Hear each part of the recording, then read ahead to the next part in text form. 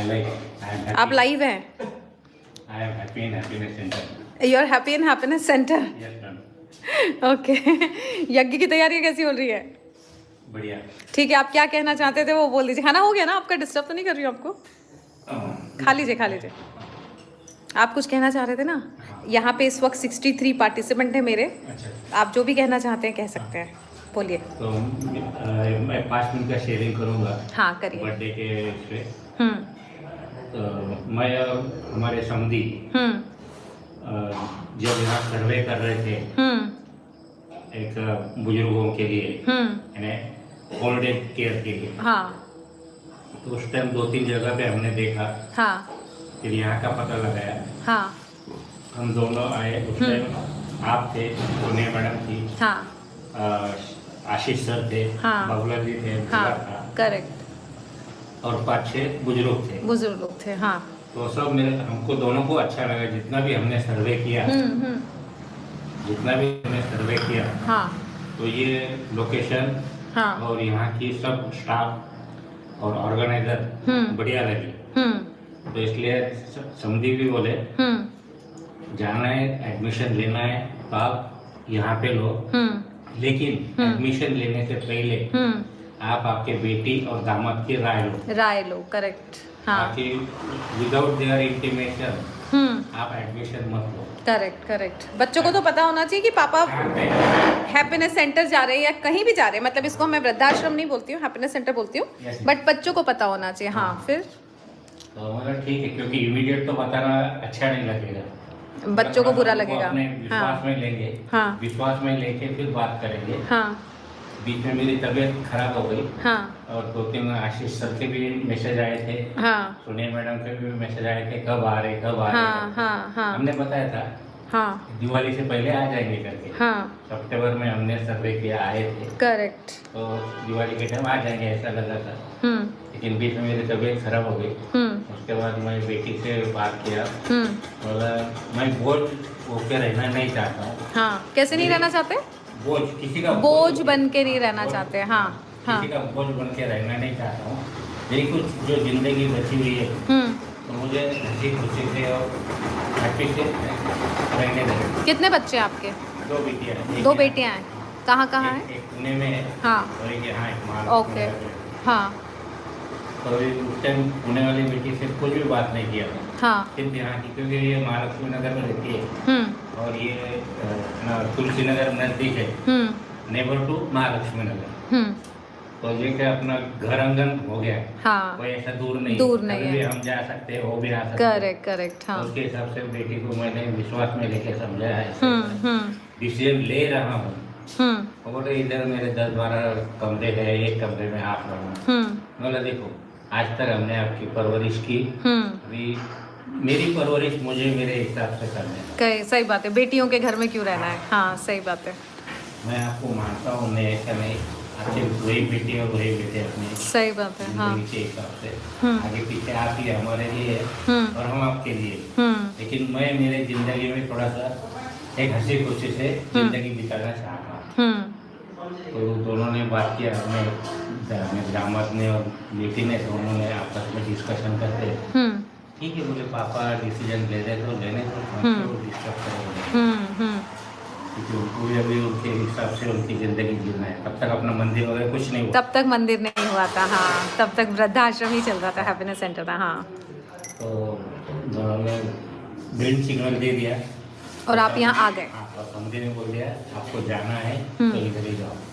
वैसे एक आपसे छुपाना नहीं है, एक अन्नपूर्णा मंदिर के आगे दशरथ आश्रम करके है, उधर भी हम गए। उधर एक 20-25 लोग थे, 3 मंजिल पे, कुछ नीचे कुछ ऊपर कुछ ऐसा। तो मुझे हम दोनों को बिल्कुल लाइक नहीं लगा, डिसलाइक लगा बहुत। हाँ हाँ वृद्धाश्रम तो वृद्धाश्रम की तरह होते हैं। उन्होंने बोला हाँ अगर आपको रहना है तो 10-15 दिन रह के देखो, अच्छा लगा तो रहो, नहीं तो जा सकते। तो देखते ही अच्छा नहीं लगा तो 10-15 दिन कैसे गुजारेंगे। सही बात है। हाँ तो उसके हिसाब से उधर जाना हमने डिनाई कर दिया, हाँ और यहाँ का डिसीजन ले लिया। हाँ उसके हिसाब से बीच में मेरी तबीयत खराब होने के कारण पुणे चला गया मैं, ट्रीटमेंट वगैरह लिया, आपको बताया। हाँ करेक्ट। अभी कितना टाइम हो गया आपको यहाँ पे हैप्पीनेस सेंटर में?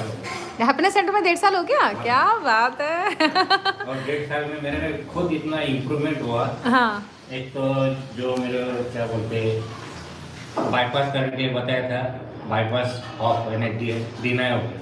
बाईपास डिनाई हो गया। ये अंजनास हैप्पीनेस सेंटर का कमाल है। हाँ और दूसरा यहाँ एमओए हॉस्पिटल में डायलिसिस के बारे में मुझे बताया था।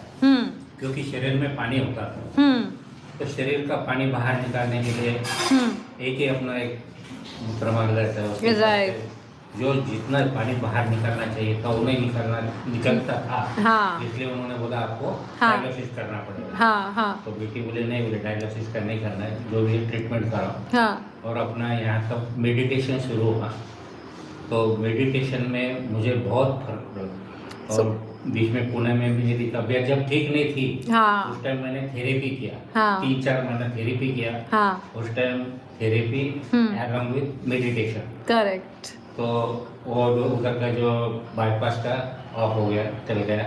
और यहाँ का जो डायलिसिस चल गया के बारे में भी बताया था, वो 100% मेडिटेशन से क्लियर हो गया। मेडिटेशन का देखिए गाइस, मेडिटेशन की वजह से इनका डायलिसिस टल गया। अंजनास हैप्पीनेस सेंटर में आए तो उनका बाईपास सर्जरी टल गया।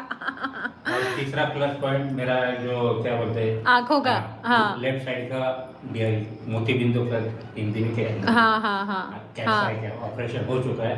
राइट साइड का 6 महीने के बाद बताया था। अभी मैं पुणे गया था, नहीं बोले अभी थोड़ा सा बेटर हो गया, तो जरूरत नहीं बोले अभी करने की। हाँ ये भी टल गया, ये भी टल गया। ये है अंजनास हैप्पीनेस सेंटर के कमाल। इधर मुझे कितनी भी परेशानी आए, मैं हैप्पीनेस सेंटर से अलग होना नहीं चाहता हूँ। तो आपको कौन अलग कर रहा है? भाई कुछ नहीं, ऐसे नहीं बताना नहीं चाहता हूँ, क्योंकि कुछ देखो 5 उंगलियां सरीखी नहीं। आपने ही बताया सबको साथ में लेके चलना होता है घर में। हाँ करेक्ट। आपके 5 लोग होंगे तो 5 उंगलियां बराबर नहीं होती हैं। चलोगे तो अपना अच्छा होगा। करेक्ट।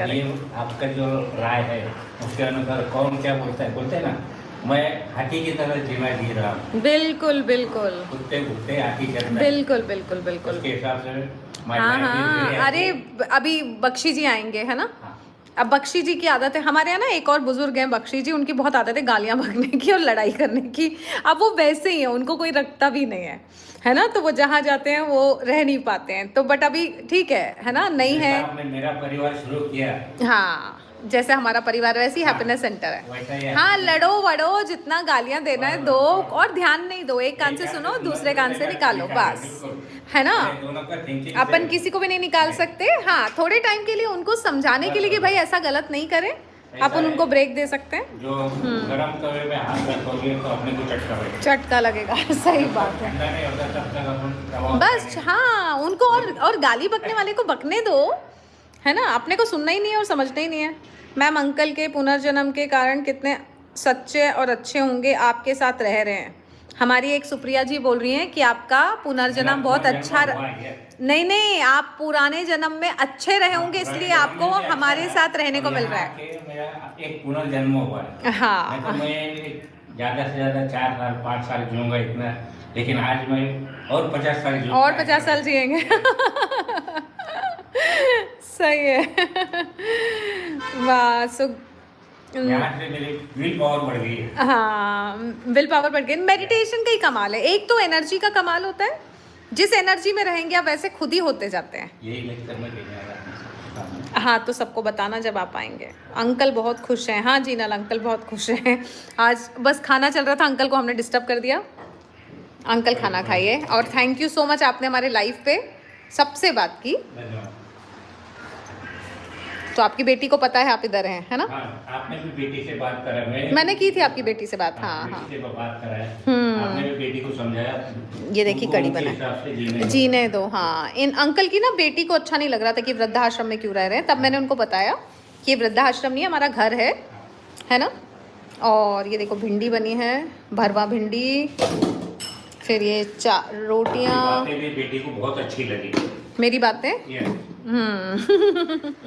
इतना वर्ल्ड में आप बिगेस्ट हो, जो एक क्लियरिटी हुई है आपकी, और आपको किसी की जिंदगी कैसे, ऊपर वाले का कमाल है, ऊपर वाला डिसाइड करता है किससे क्या काम करवाना है, अपन कौन होते करने वाले। तो वही बोल रहा हूँ, कुछ पुराने जन्मों के हाँ, सब लोग ये बोल रहे हैं कि आपने पुण्य किया होगा इसलिए आप हमारे यहाँ रह रहे हो।